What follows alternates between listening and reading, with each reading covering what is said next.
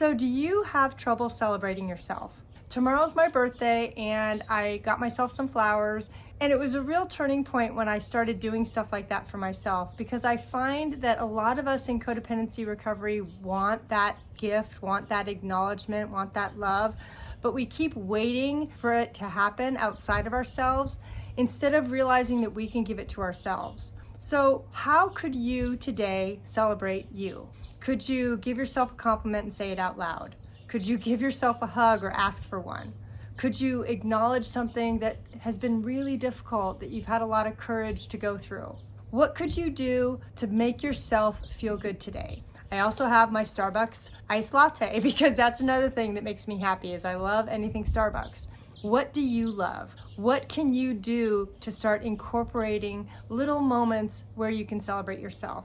Because birthdays are great, but birthdays are only one day a year. And I find in codependency recovery, we really have a hard time acknowledging our gifts and acknowledging what is special about us, because we might feel guilty, we might feel like other people do it better, or we shouldn't say it out loud because that's gonna appear arrogant, but it's not. Healthy self-esteem is realizing that you're no better or no worse than the next person, but you are special, you are unique.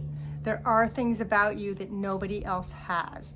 And for me, that's what I celebrate when I have my birthdays, is recognizing what I do contribute in the world, who I am, and who I've learned to love myself to be. Because I'm not perfect. There's a lot of areas where I need to grow still, but that's okay, because part of doing personal growth work is realizing that you can do it one day at a time, with the right tools, with the right support. If you feel isolated, you could consider a 12-step program.